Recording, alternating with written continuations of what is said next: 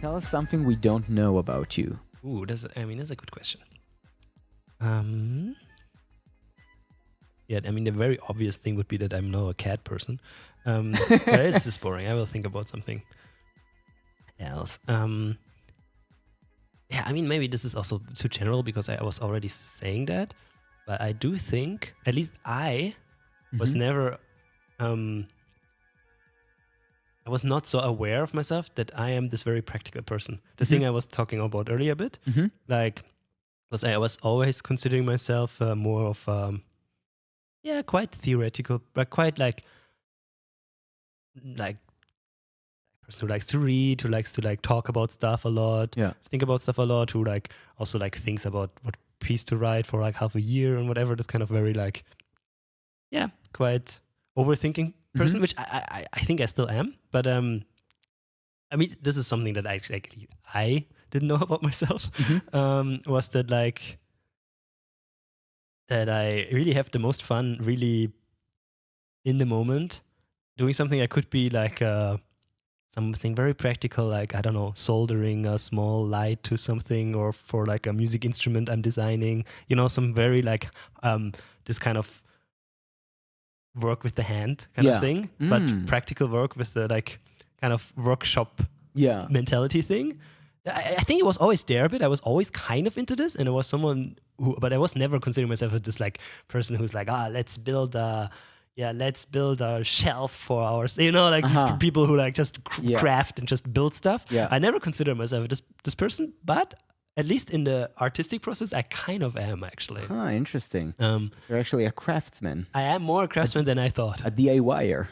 I mean, this is very obvious to people who like saw the last couple of things I did, but it was not so obvious for me for a long time. So maybe I think this is something that at least I didn't really know until myself, and I had to understand to be also a bit more chill with myself because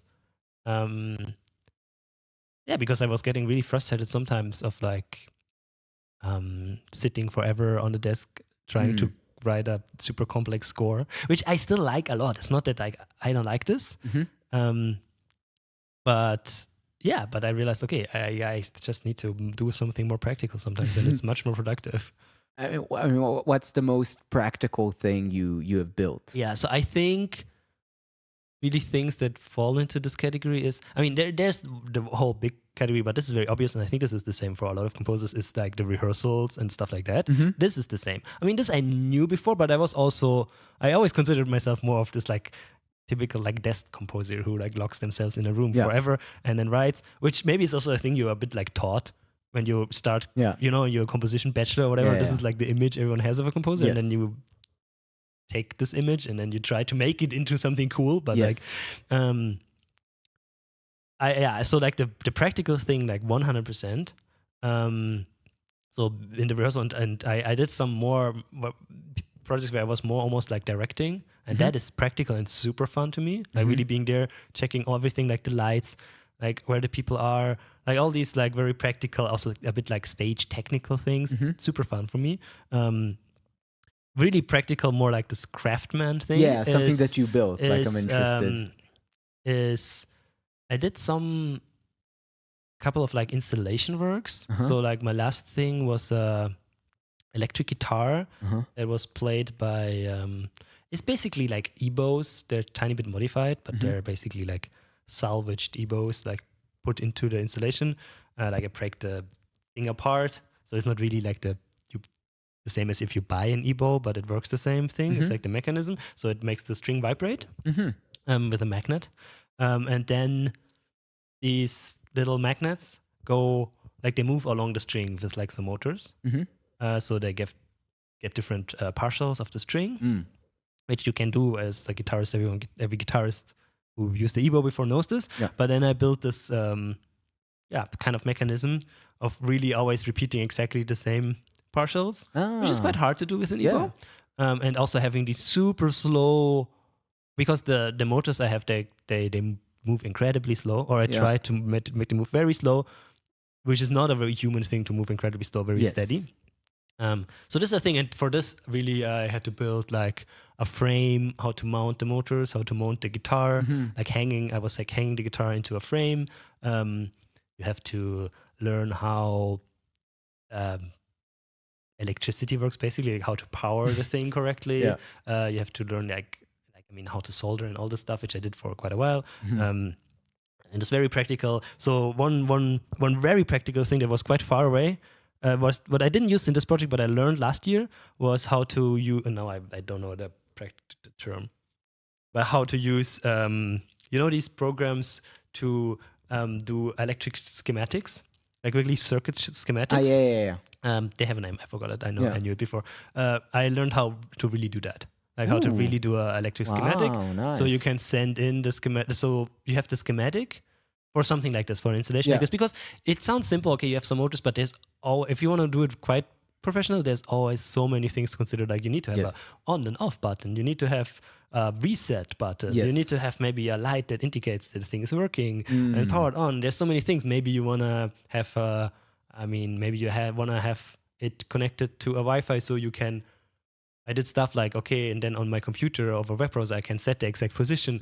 I don't have to have because you need to try out which harmonies are the best and all these things. Like, it can get quite complicated. Yes. And then you do need to design your own circuits and stuff. Then you cannot just use like a pre-made thing because it's very specific. So I learned this, and then doing these schematics, also very fun. This is a very just you learn how the program works, and there's a very this monotone but nicely meditative thing of just like, how can I fit all the components in the least amount of space in the most ODC nice way, It's kind of this thing.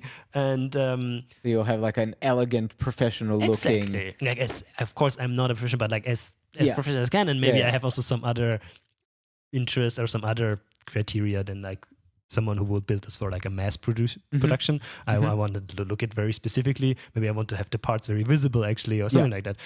So I learned this, and then to send it in, and then you can print online or also in shops very easy. These just your circuit, and then it's very easy to assemble and stuff like that, and it's very much more professional. And then if you just like DIY something together. So it's still like DIY, but it's like the next step. Yeah.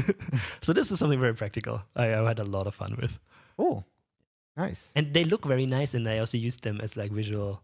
Like I took ideas from them for like some visual aspects of like the documentation of the piece and stuff like that. Yeah. Nice. So I was also into the just the visual part of it. Cool. Yes. Let's ring to that. So to circuit design. To circuit design. Yes.